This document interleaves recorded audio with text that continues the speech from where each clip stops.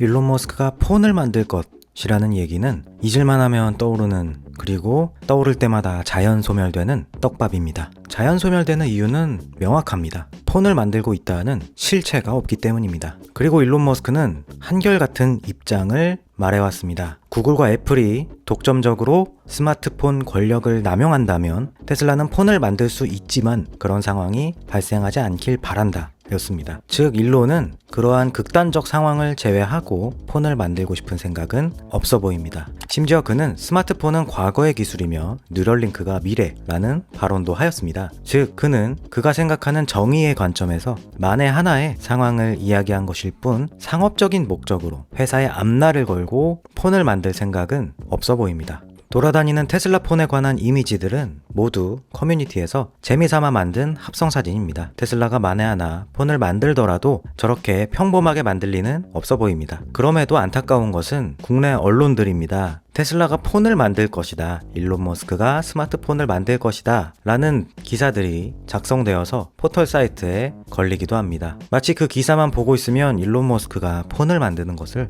굉장히 고려하고 있는 것처럼 느껴집니다. 그냥 커뮤니티의 농담들을 이렇게 기사화해서 대체 무슨 의미가 있는지는 잘 모르겠습니다.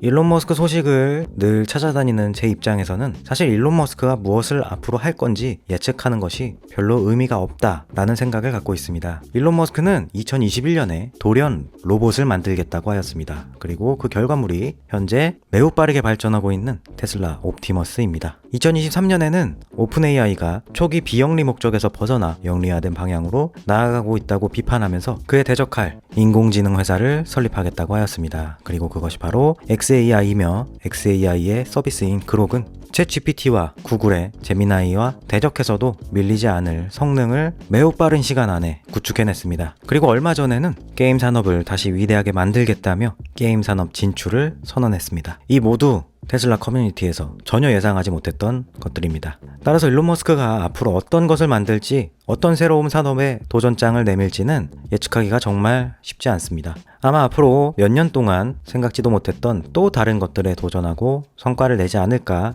생각합니다. 그런 의미에서 일론이 계속해서 메시지를 보내는 분야가 있는데요. 저는 개인적으로 이 분야를 주시하고 있습니다. 그것은 바로 드론입니다. 날개 달린 비행 드론도 포함되지만 더 넓은 범위의 무인기기, 즉 사람이 직접 조종하지 않고 원격 혹은 스스로 주행하는 광범위한 기기들을 모두 포함합니다. 무인 보트, 무인 전투기, 산악 로봇 등등입니다. 일론은 최근 들어 이 드론의 중요성에 대해서 엄청나게 많이 강조하고 있습니다. 미래 전쟁은 드론 전쟁이 될 것이라고 하거나 장대한 드론 전쟁이 다가온다고 하기도 했고, 미래에는 대량의 장거리 드론이 필요하지 유인 항공기는 빠르게 없어질 것이다 라고 했습니다. 그러면서 F-35 같은 유인 전투기 개발은 바보 같은 짓이라고도 하였습니다. 그래서 저는 일론이 앞으로 무엇을 만들까, 정말 생각하지 못했던 어떠한 산업에 진출할까 라고 상상을 한다면 그것은 폰보다는 차라리 드론이 확률이 더 높지 않을까 개인적으로 생각합니다. 테슬라가 가진 FSD 기술을 활용하여 드론에 이식하는 것은 어떨까요? FSD는 주변 환경을 파악하고 판단하고 행동하는 것에 있어 세상에서 가장 진보된 기술입니다. 테슬라가 FSD 기술을 군사용 드론에 적용한다면 정말 여러 가지 면에서 흥미로운 상상이 가능해질 것입니다. 테슬라가 직접 드론을 제조하든 드론 회사에 FSD를 라이센싱하든 두 시나리오 모두 엄청난 성과를 가져올 수 있다라고 저는 생각합니다.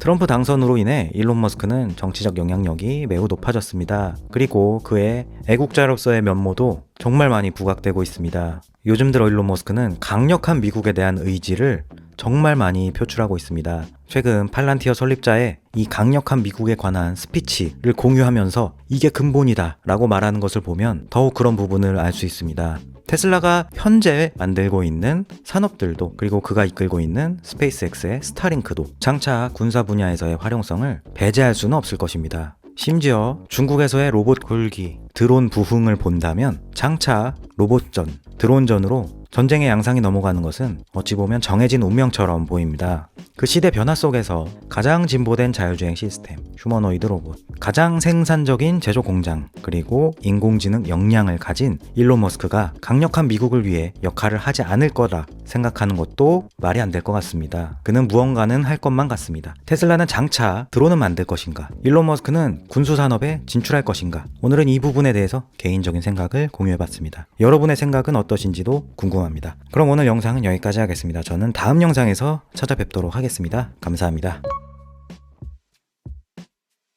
그리고 공지사항을 하나 전달드리겠습니다. 멤버십 회원님들을 위한 컨텐츠를 준비하고 있습니다. 오디오가 중심이 되는 컨텐츠고요. 지난 하락장 동안 어떻게 견뎌왔는가 개인적인 이야기를 저와 1시간가량 정도 나누고 출연료 15만원을 받아가실 분들은 아래 이메일로 연락을 주시면 감사하겠습니다. 다만 이 컨텐츠는 한 달에 2회 정도 진행할 예정이라 혹시라도 메일이 몰렸을 때 제가 빠르게 답장을 못 해드릴 수도 있습니다. 한 달에 2명만 이렇게 천천히 진행하기 때문에 메일을 보내놓고 오래 기다리셔야 될 수도 있습니다. 이 부분은 좀 양해를 부탁드리고요. 제가 혼자서 다 하다 보니까 이런 부분을 세세하게 못 챙길 수도 있습니다. 그래서 그 부분을 미리 양해를 해주시면 감사하겠습니다. 하락장에서 자신이 어떻게 버텼는가, 추매를 했는가, 투잡을 뛰었는가, 어떻게 테슬라의 펀더멘탈을 공부했는가, 테슬라의 어떠한 미래 산업을 보면서 마음의 위안을 얻었는가 등등 하락장에 있었던 개인적인 일화들을 저와 같이 재밌게 이야기하실 분들은 아래 메일로 연락 주시면 감사하겠습니다.